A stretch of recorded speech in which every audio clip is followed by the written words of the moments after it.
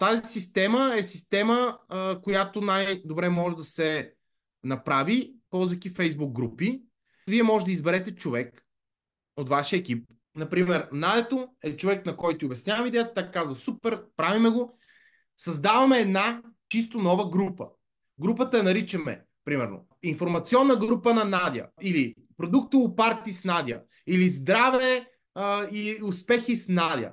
Нещо подобно. Правим една група, тази група е затворена, нали? Само членовете на групата могат да виждат постовете вътре.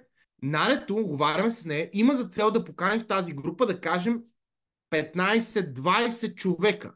Поканващия кани тези 15-20 човека, 30 примерно, нали? Предварително говорейки с тях, като им обясняваме. Правя една група, в която в следващите 7 дни, в следващите 10 дни ще дам информация за продуктите на своята компания, за бизнес възможността и ще бъде много интересно, ще научиш много неща, имаш ли желание да добавя. Пуска се пост или най-добре видео от поканващия, но да кажем, може и пост, в което това нещо се обяснява и се казва кога стартира.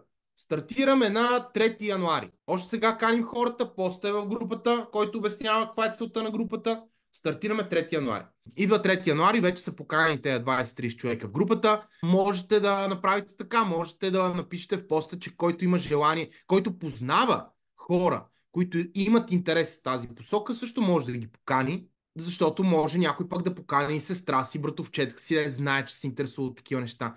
Затова е хубаво този пост, който е в началото, да е по-открит, да дава яснота за какво ще бъде тази група.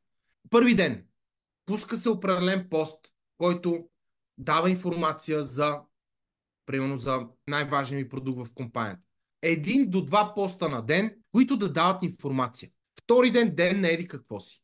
Трети ден, ден на бизнеса.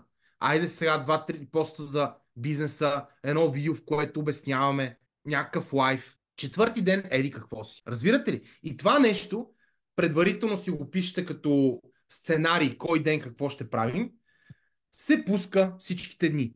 И тези материали, естествено, аз като опитен ще ги създам аз, а не поканващия. Поканващия, неговата роля е просто да напише този пост в началото за добре дошли, който вие всъщност може да му дадете като текст и да покани хората, които прецени.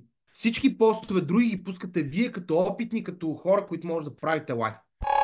Станете част от моя вътрешен кръг за MLM предприемачи и получете достъп до най-голямата библиотека с обучение за успешно развитие на мрежов бизнес. Научете повече на линка в описанието.